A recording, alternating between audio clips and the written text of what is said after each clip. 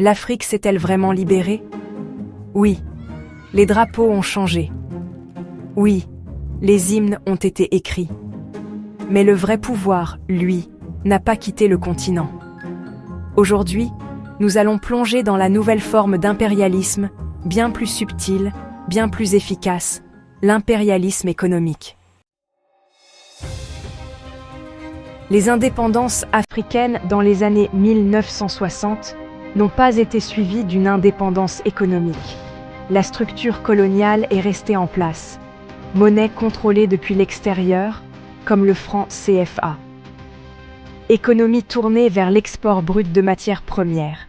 Dépendance aux importations pour les produits finis. Aujourd'hui encore, 80% des exportations africaines concernent des matières premières brutes, selon l'UNCTAD en 2024. La domination a changé de visage, mais pas de logique. L'Afrique produit, les autres transforment et s'enrichissent. Présence massive de multinationales occidentales et asiatiques dans les secteurs vitaux.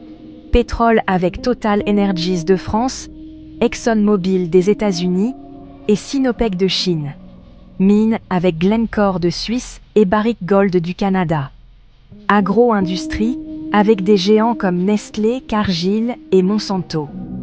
Exemple concret, au Congo, plus de 70% des mines de cobalt, essentielles aux batteries électriques, sont exploitées par des groupes étrangers. En Côte d'Ivoire, malgré sa place de premier producteur mondial de cacao, moins de 10% du cacao est transformé sur place. Comment cela fonctionne? Contrats déséquilibrés signés sous pression. Corruption de certaines élites locales. Traités de libre-échange imposés. Résultat, l'Afrique travaille encore pour enrichir les autres. FMI, Banque mondiale, Banque européenne d'investissement. Proposent aide et prêts, mais sous condition privatisation des ressources, ouverture forcée des marchés aux multinationales étrangères, réduction des protections sociales. Exemple historique, les programmes d'ajustement structurel des années 80 et 90. Résultat, faillite des industries nationales, explosion du chômage.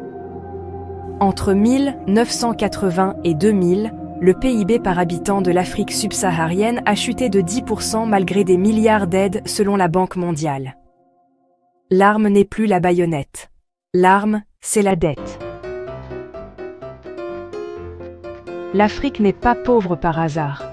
Elle est maintenue dans un système économique injuste, hérité de la colonisation, perfectionné par l'impérialisme moderne. Mais voici la bonne nouvelle.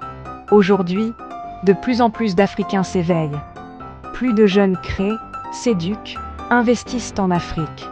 Plus de voix dénoncent l'injustice, réclament la souveraineté économique. Le chemin est long, mais chaque conscience éveillée est une victoire sur l'ancien système.